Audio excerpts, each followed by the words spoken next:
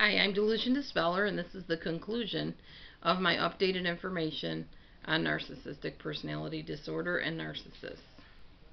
So now we're going to talk about narcissists in therapy. So what kind of problems happen in therapy when the narcissist is the client? Well, first of all, we know that narcissists struggle with sharing information about themselves, and they also have trouble with knowing when to talk, when not to, how to say things, trouble with sharing feelings and thoughts. There's all kinds of responses from a narcissist in therapy. There's the nothing's wrong with me, all is well type of narcissist that comes into therapy that really doesn't open up to the therapist. So there's never any way to tell for sure if they're telling the truth and if they're being helped. So it cannot be a working or effective relationship with that therapist due to that narcissist's resistance and truly being vulnerable and being able to admit his flaws. The narcissist will often seem to be quoting the therapist's very words and interpretations. It'll be looking like he's getting it, yet there's no changes seen after quite a while, because the therapist's advice will not have been applied. It'll just be simply mimicked. This is a defense mechanism common to narcissists and why therapy does not generally succeed with them. With a narcissistic client, the approach needs to both explore the internal and the external beliefs, dialogue, and actions of that narcissist. It needs to determine the client's real aptitude and desire for change versus his exaggerated, non-existent, and wished-for talents and skills. It also needs to consider the client's actual uniqueness and special talents as part of how he functions. It also needs to help the client observe his own behaviors and what is happening, what he's feeling, and teach him to notice his behavioral shifts. Now, the therapist's observation is not likely to agree with the way the narcissistic client views himself, or also the narcissist does not see his problems as the same problems the therapist sees very often. Even if the narcissist is taking notes and seems to be paying really close attention in therapy, and even seems to be reflecting and doing some inner soul searching with the therapist, the narcissist may be actually resisting and unable to fully connect and unlikely to change.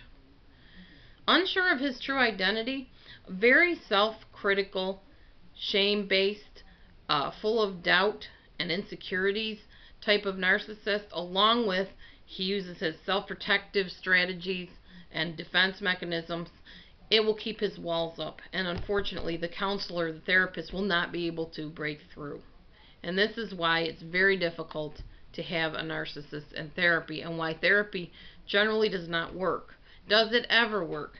I have been told, actually by somebody from the Salvation Army locally to here that has a program for narcissistic drug and alcohol addicts, that there are certain narcissistic men that have been helped by a type of therapy, but this involves removing them totally out of their home, away from their girlfriends or boyfriends, and away from society where they're getting all their narcissistic supply, taking them into a closed environment, giving them books and workbooks where they journal, where they write down their feelings, where they learn to recognize where the wires got disconnected or never were connected. It's really literally almost like a reparenting, reshaping, recreation of a human being. Because in truth, narcissists really never fully developed. If you are married to a narcissistic man or woman, you may feel like you're dealing with a spoiled child very often. And in truth, they are. Because they're stunted, they're stuck at a certain childlike age of wherever they were traumatized, neglected, or treated like the star child or the golden child. They're stuck there. And the only way to get unstuck when things are that deeply ingrained, their defense mechanisms, their reactions, their explosive tempers, their grandiosity, their lack of empathy, all the things that they exhibit, the only way to break them out of that is to remove them away from everybody that's telling them how wonderful they are, how talented they are, how intelligent, how successful, or how scary they are, and how intimidating they are, and controlling, and whatever. All of that is supply source to them. They have to be totally removed from that and taught new ways of thinking, new ways of reacting, and new types of perceptions about their lives. And that is the only way a narcissist can be helped. So when you come to me and you ask me for life coaching, and you're living with a narcissist, I even had one person come to me and say they wanted to have the narcissist baby and then just leave and raise the baby on their own. There's all kinds of things that I encounter. All I can tell you is narcissists rarely ever change, and if they do, as I said earlier, they have to go through an extensive, isolative experience in order to change.